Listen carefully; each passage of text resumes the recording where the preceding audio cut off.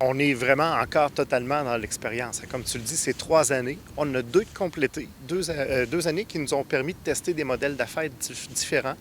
Et là, pour la troisième année, ben, tu le sais, on est à 5 comme tarification d'accès, avec le même horaire que l'an passé d'opération.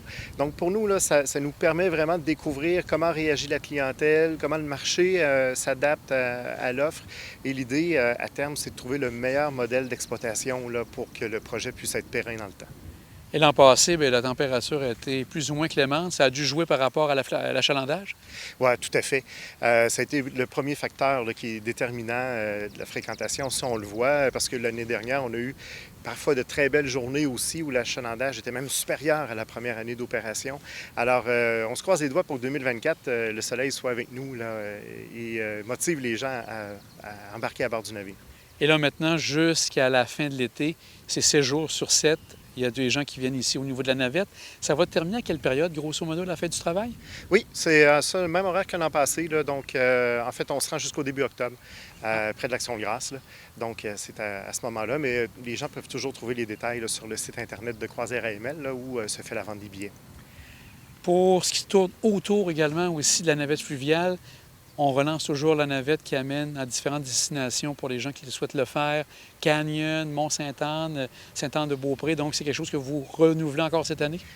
Pour nous, ça, c'est un service qui est un must. Ça permet vraiment de maximiser les retombées économiques dans la région, justement en permettant aux gens de circuler. Donc, il y a, oui, un circuit qui permet là, aux utilisateurs de la navette de se déplacer à Sainte-Anne, donc pour se rendre dans les commerces, jusqu'à la microbrasserie au Montagnier, par exemple, au Spa des Neiges, à l'Atelier Paris.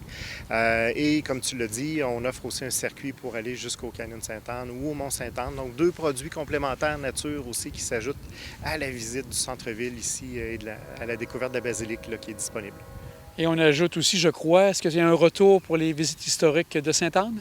Oui, toujours avec Promas. Donc, super intéressant de faire la visite du cœur du village et de la basilique en leur compagnie. Donc, avec un personnage historique là, qui vient, oui, personnifier un peu l'esprit du lieu et que ça permet aux gens de découvrir la côte sous un autre angle.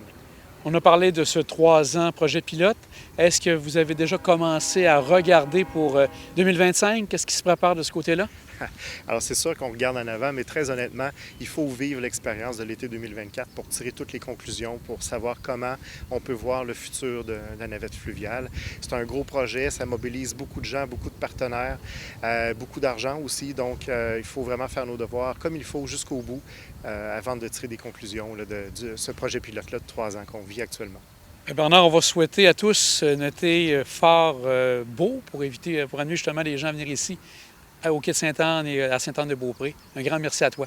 Je t'en prie, mettez vos chapelets à corde à linge, s'il vous plaît, on a besoin de beau temps. Merci.